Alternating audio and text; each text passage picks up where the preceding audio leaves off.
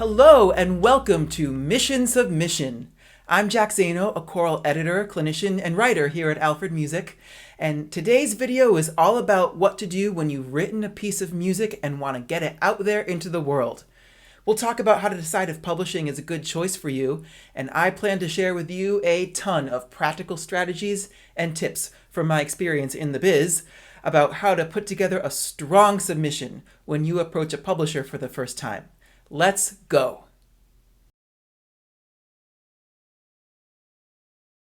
So let's start by asking, what can a music publisher do for you, a writer? Why would you want to have your music published in the first place? And one of the primary reasons that people want to be published is reach. When you're with an established publisher, your music simply reaches more people because your publisher will spend resources, time, and a lot of money to get your music in front of as many eyes as possible.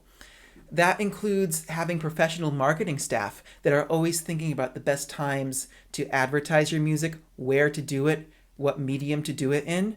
And that includes sending clinicians on the road so that people can experience and sing your music in real time.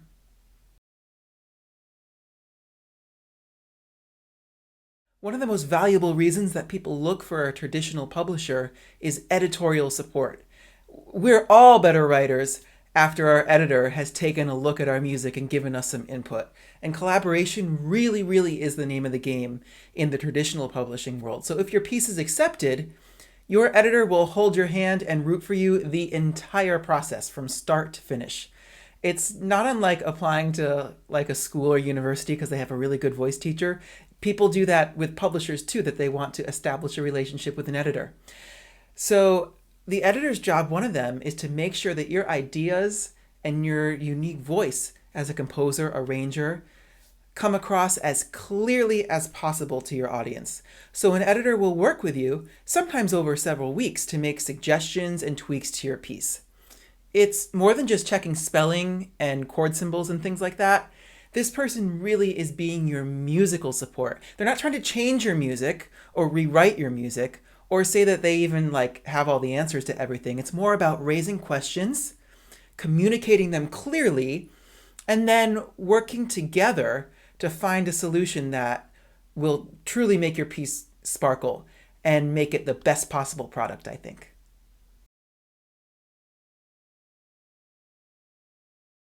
Another thing that a publisher does for you is keep track of all the logistics. So that means you don't have to think about registering your piece with ASCAP, or how many should I print and how much will it cost to do that? Or do I need to send more copies to a retailer that ran out? Or do I need to send festival copies? Or I need to think about licensing my music when someone wants to use it for a different purpose? You don't need to think about running an online store. The publisher does those things for you, as well as making a professional recording. Most publishers will do this. And here at Alfred, we record everything we publish.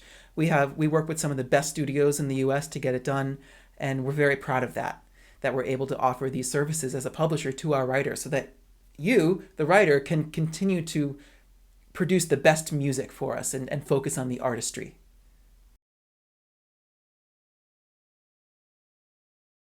In addition to listing your music on our website and showing it in clinics and catalogs and things like that, publishers work with retailers to make sure that your music is being carried in their stores. Sometimes you'll hear them called dealers.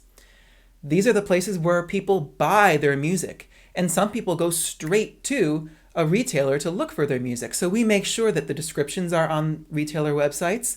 We make sure that there might be sample pages or audio, whatever assets are needed. It's important to know the difference between a publisher and a retailer.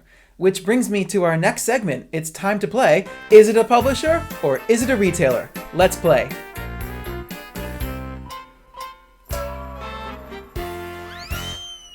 So let's go.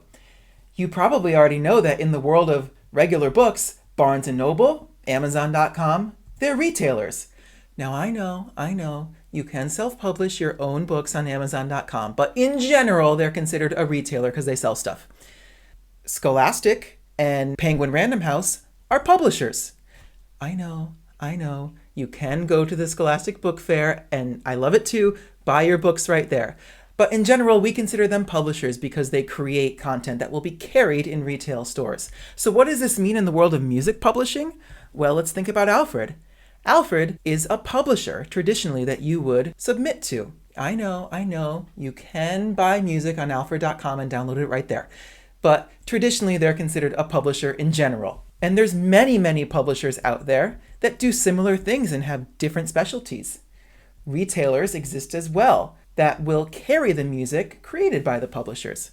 I know, you can self-publish your music on many of these websites too, but in general, they're considered retailers. A traditional publisher like Alfred will work with these retailers, with these dealers, to get your music onto the shelves and promote it in their catalogs as well. It can be daunting to think about where you might want to send your music as a submission, which publisher, but start to notice each of the publishers' different specialties.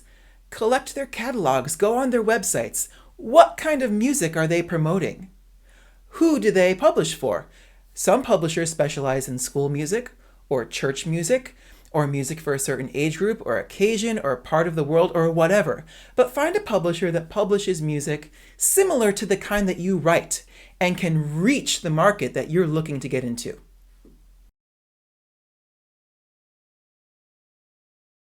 So the obvious question is, what is Alfred looking for in a submission? What kind of music do we publish? Well, we publish choral music of all types. From folk songs to spirituals to holiday music to masterwork arrangements to composed pieces, Latin settings, serious Alice Parker concert works to novelty Jack Zaino music. We really run the gamut on everything. But there are certain things that we're looking for at certain times. So for example, right now we don't really publish church music. We focus on music for the concert hall or public school, because that's really where our market is. Now, if it happens to be appropriate for a church too, then that's a bonus. But don't send a submission that is only appropriate for church. That will show that, oh, you're just sending it in because it's a publisher. Similarly, we want to look at submissions that are already in a format that we publish. So we don't do very much unison lead sheet music in the choral space. We're looking for choral arrangements. We also don't do large multi-movement works very much. So we're not interested in those big resume builder pieces that are, 16-part choir for a very professional or collegiate group. But find a publisher that does and send it there. Look through our catalog and see the kinds of music that we publish, and perhaps yours will be a good fit for us, and we hope that it is.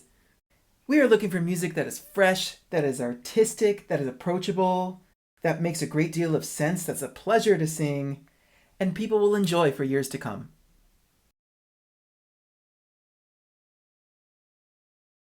So if you want to be published here at Alfred, do some of your homework and go through our website and see if you can find a recent-ish publication by us that's in a similar style or a similar market to yours. But not too similar. Like if we had a recent publication of, Amazing Grace set in a gospel style, let's say that was 1 or 2 years ago, we probably won't want another one so soon because we want to give that composer a chance to really have a hold on their market. If you can attend an Alfred reading session or visit us at a booth or visit us online, do that. Make yourself known. Get in there. Ask some questions. Participate so that we can start to put a name to the face. And then when that submission comes in, we'll recognize who it was from. It's perfectly acceptable to say, hey, I saw you in Arizona. I saw you in Massachusetts, wherever we were, so that we can make a connection to you when we get your submission in.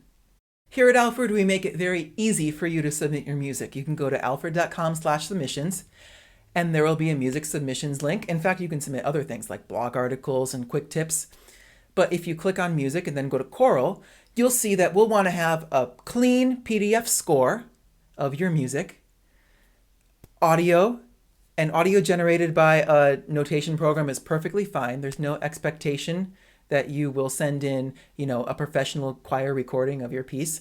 In fact, only do that if it's going to enhance the perception of your piece. And a notation file. It does not matter what program you use. You can create wonderful, wonderful results in any notation program, whether it's one you download or one that's completely online. There's plenty of options there. As long as it can spit out a PDF and audio, you're good to go. and a description of your piece. Keep it super short. Let the music speak for itself. Remember, our reviewers are looking through hundreds and hundreds of submissions. So the more you can say in the fewer amount of words, do that. Also, you don't need to send us every component. So if your piece will work in multiple voicings like SAB and 2-part and SSA, things like that, or it might have instrumental parts or something, you can just send the primary voicing with a note of here's the other things that could happen, and that's perfectly fine. If the piece is accepted and we move it to the editorial stage, we'll get that first primary voicing all set up nice, and then we'll say, okay, now it's time to create the other voicings. I would also stick to 1 or 2 submissions at a time. Don't send a giant folder of things. And of course, make sure your piece or the text that you choose or you found is either original or in the public domain. That includes the text and the music or song that you might have arranged. And please only send to one publisher at a time, because sometimes we'll do a little bit of work on your music before sending an acceptance. If we say no thank you to it, or if the reviewers reject it, then you're perfectly free to send it to another publisher, and we encourage you to do that. The timing is also important too. We work towards a big release every spring. This is our current catalog, which includes all of the music that we have worked on for the past year. So we tend to work a year in advance. So the best time to submit to any publisher is when their new catalog comes out, because that means they'll have a clean slate now and are actively looking for music for the following year. The catalog tends to fill up by the end of the year, maybe December. We already know what's going to be published in March or April. So the earlier you can submit in the spring, usually that's the best strategy to go with.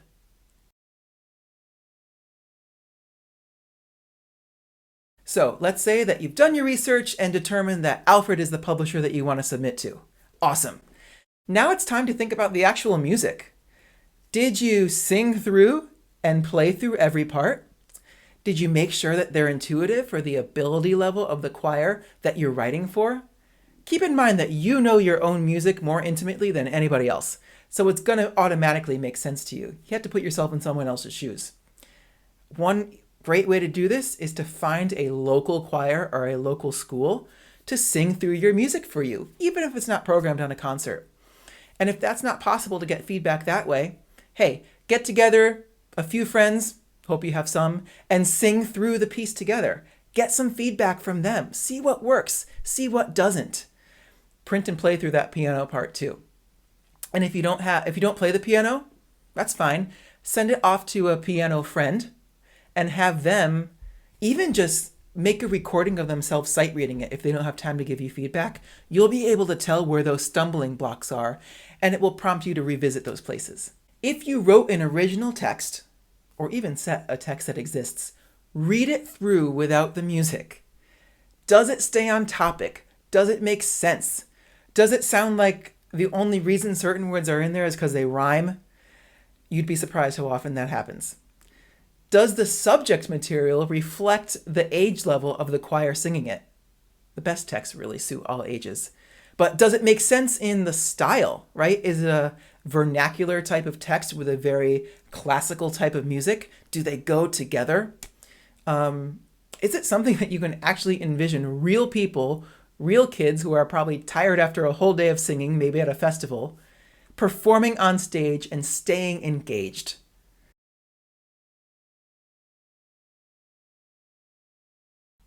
So let's talk about the sheet music itself. This is the product that is being sold. So you want to take the utmost pride in this.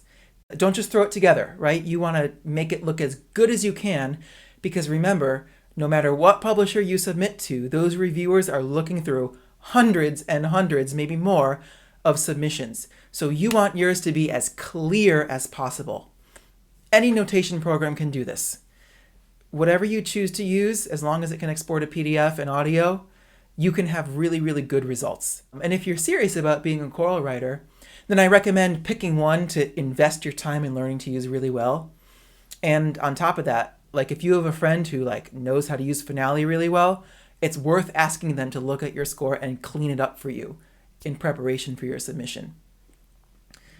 Of course, a reviewer will never reject or deny a submission because the manuscript doesn't look great. Our job as editors is to help you with that. But anything you can do to make yours rise to the top more and more and more, all the better. Kirby Shaw says, have a great looking score. Find someone who knows more about the layout and look aspect of it than you do, and learn as much as you can from that person. It really does help give your work a polished and professional appearance. And we'll talk about how to do that. Look at other scores from the publisher that you are submitting to. If there's situations that you're not quite sure what they do, when there's stems going in opposite directions or weird situations that are occurring in your music, like for example, if you want to submit a piece with vocal percussion, well, there's no standard way to do that. But look at other pieces published by Alfred that have vocal percussion and see how we did it. And that can help you make yours look similar. You don't have to recreate every single convention or have the paper be the exact size or anything like that. We'll help you with that. But your job is to just make the reviewer's experience more enjoyable so that they have a more positive experience with your piece. Anything you can do to help that will make your submission just that much better. Speaking of being clear, though, make sure your title says what your piece is.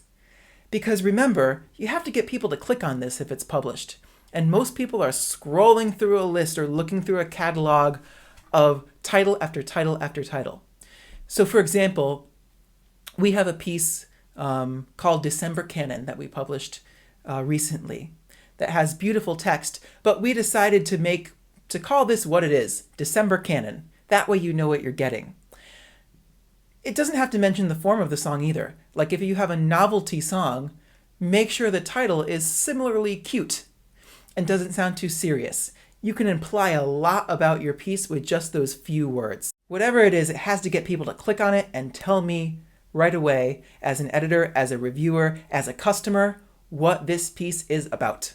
You're going to want to print your piece out and do some good self-editing before you ever send anything in. Make sure those ties and slurs are correct. Make sure your words are spelled correctly and hyphenated correctly and punctuated correctly. And that your lyric extension lines are lined up. All these things that a reviewer would never reject for that reason, but will help your piece be more clear and more professional. And in the process, you'll probably find some musical things that you'll want to rethink too. I think the best way to show this is to grab your red pen. Everyone says I collect too many pens, but I keep it up. And let's look at a real piece of music. I've purposely messed up one of my own songs and we're going to fix it together. So come on over to my screen.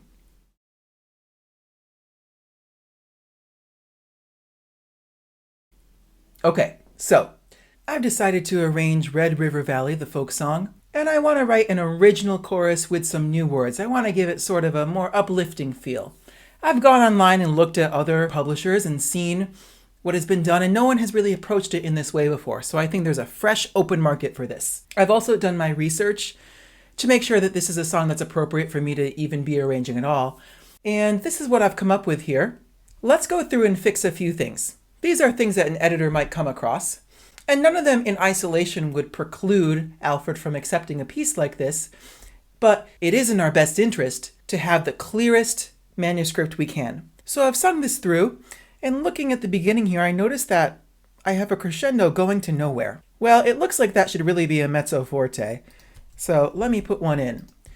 It also looks like my piano is becoming mezzo forte in the middle of a note, which really isn't possible on the piano. So let's take this and let's move this where I probably intend it to be, is here. I also don't love when a crescendo crosses the bar line. It's not a rule, but I think it's clearer just to write crescendo like that. And I might do the same thing here just to make it the same. Doesn't need to be, but makes it clearer, I think. Though the road may wind and bend. Oh gosh, I see a sentence starting without a capital letter. We gotta fix that.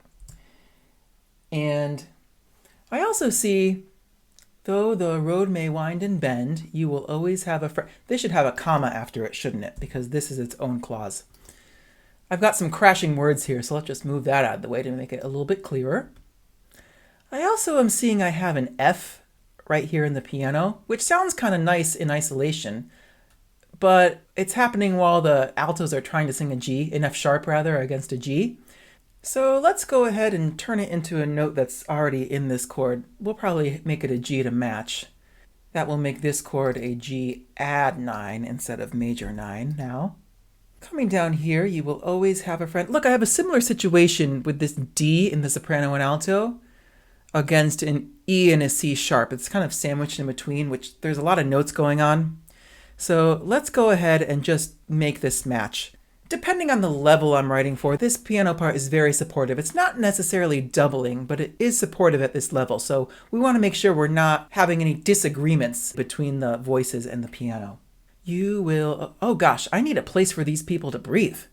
Though the road may wind and bend, you will always have a friend. So the best thing to do here is to write that in the form of a rest. Let's make this a quarter note and a quarter rest. This really comes down to writing what you intend for the music to sound like. If you want your singers to breathe in a certain place, then it's okay to write it in. Moving along, I have waiting here in the Red River Valley. Okay, so first of all, let's line these lyrics up and get them out of the way. We want our lyrics to be nice and aligned. One thing I notice is that, well, my word here isn't tied to anything, but there's a line after it, and there doesn't need to be if it's just a single word, so let's get rid of that. However, the word red is moving in the alto alone, so it needs a line after it, and we also want to slur the alto notes there. Even though they're the only ones moving, the altos need a slur. Red River Valley. Here's another place we need a slur. I don't need one in the tenors and basses though, because it's just a single note. And because this word is broken up into 2 syllables, it needs a hyphen in between. And remember what we said? If it's tied to another note and it's the last syllable of a word, then it gets an extension line. Last syllable or only syllable. If it's in the middle of the word, I wouldn't need a line there. But I'm also looking and seeing that, well, this is a proper noun, River Valley. Red River Valley is a proper noun, so we should probably capitalize it. And I should check my dictionary because it's RIV-ER. It's not RI-VER. It's a short consonant, or short vowel rather. But if you type it into Google, type define river into Google, it will come right up with how it should be hyphenated. So we hyphenate things according to the dictionary. Valley is capital. Oh, and look at this. I have an E here. While an F sharp is being played, the altos are trying to sing an E. Let's make that the same so we don't confuse anyone there at this level. What else? Looking back at the whole page. Well, this is an important section, so let's give it a measure rehearsal box there. Taking a look at my text on the next page. 1, 2, this valley that we both share, there is beauty everywhere. Good thing I remembered my breath there. Same thing, looking at the word beauty, if I look in the dictionary, it's B-E-A-U-T-Y. This comes up all the time in choral music. Every really has 3 syllables, but almost all the time we say it as 2. And we need to show that. So the correct way to do it is ev-re with an apostrophe attached to the second syllable. Every. And actually everywhere is one word. So I don't need a line, but I do need a hyphen. Everywhere, it's one word that we've broken up. Waiting here in the... Look at this. I have the same rhythm shown in a couple different ways. We should pick one. Let's match what we've done before this way. By the way, there are standard ways to write rhythms, so I would not want to do another dotted chord note here like that. That would not be correct. We want to make sure we break up our rhythms correctly so that I'm showing beat 3 when there's a syncopation. And we already said that we want to capitalize red, riv. Yep, this is correct. I have it the same way there. Red River Valley. Oh, and look at these slurs. I want to make sure that they attach to the right notes. Val and li are separate. Only time we use slurs in choral music is to show that one syllable is sung across multiple notes. And look how important this E is. 3 different voices are singing it. But if you look down below, I have an F sharp and a D. That's fine, but I really want that E in this chord. So let's put that in there like that. Going through and reading my text, This is about friendship, but as I get to here, this valley that we both share. First of all, this prosody doesn't quite sound right. This valley. The emphasis is not on the right syllable. Maybe I could say something like, in this valley we both share, would put the emphasis in the right place. Val is the accented syllable. It should go on a strong beat. But even then, in this valley we both share, there is beauty everywhere. This sentence doesn't really seem to be on topic to me. This is a song about friendship, so why am I singing about how beautiful the valley is? It doesn't quite make sense. And in a song where I only have a few words that I can use, I want to get the most meaning out of it. So I should really think about something else to go here. That's going to rhyme, that's not going to sound forced. And what I settled on was every day, ev hyphen apostrophe re day. Every day is 2 words. Every day, if it were an adjective, would be 1 word, but this is 2 words. Every day that we're apart, I will hold you in my heart. Oh, and I shouldn't have a period after that because the sentence continues. Let's line up those lyrics. This is much more on topic. I'm talking about someone going on a journey and holding them in my heart while they're gone, supporting them on the way. This is looking done to me. Oh, take a look at measure 43. Let's zoom in here. I'm so glad this happened because I'll be able to show you how to fix it.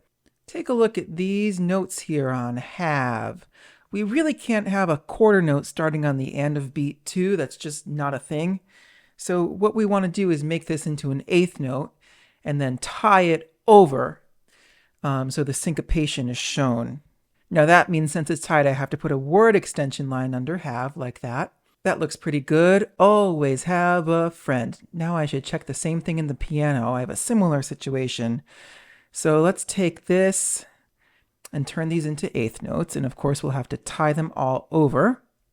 Now we'll need to dot this note here, make it a dotted quarter to fill up the rest of the space.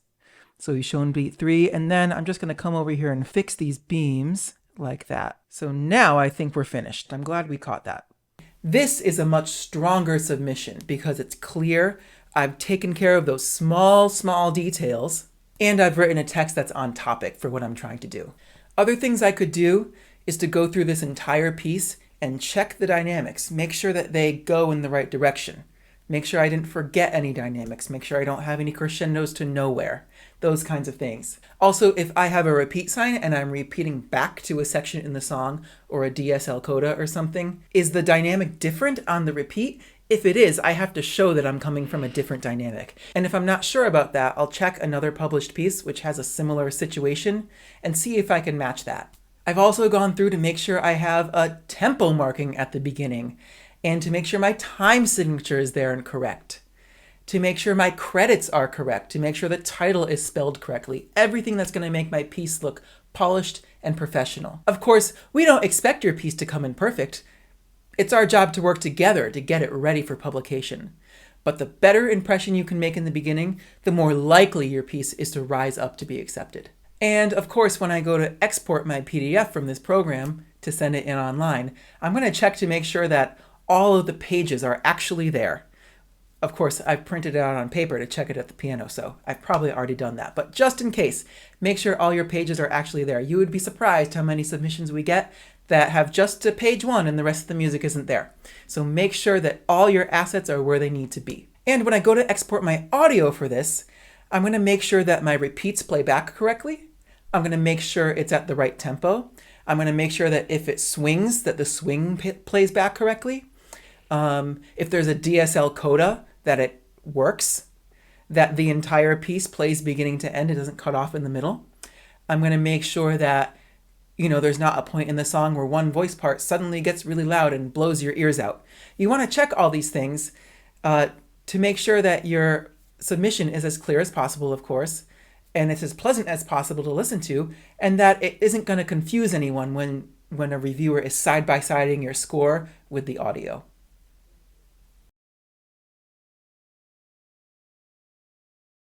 There's no such thing as a perfect submission or maybe even a perfect publication. But in submitting to a publisher, it means you're willing to work with an editor and be collaborative to get your piece to a place that everyone is going to be really, really happy with.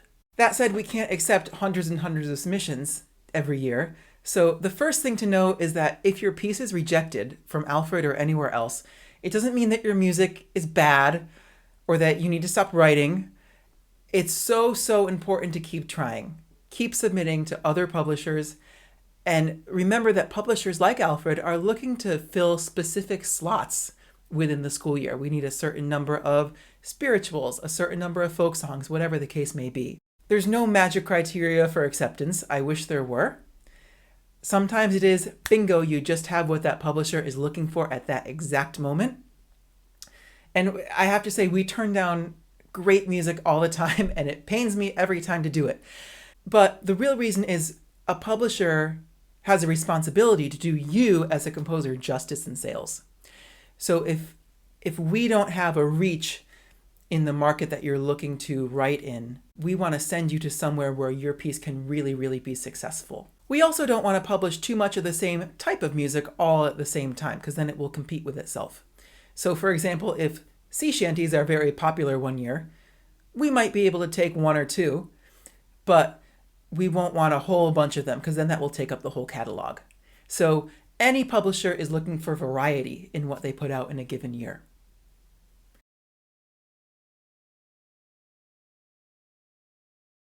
So, to summarize, don't give up, keep submitting, we want to hear from you. Here at Alfred, we love discovering music from people all over the world who send us submissions. It's one of the most exciting things. And I love, it's a teacher in me, I love getting to the end of a project with a new writer and seeing that moment where they can hold the music in their hands for the first time, the power of print as they say, and be super proud of it.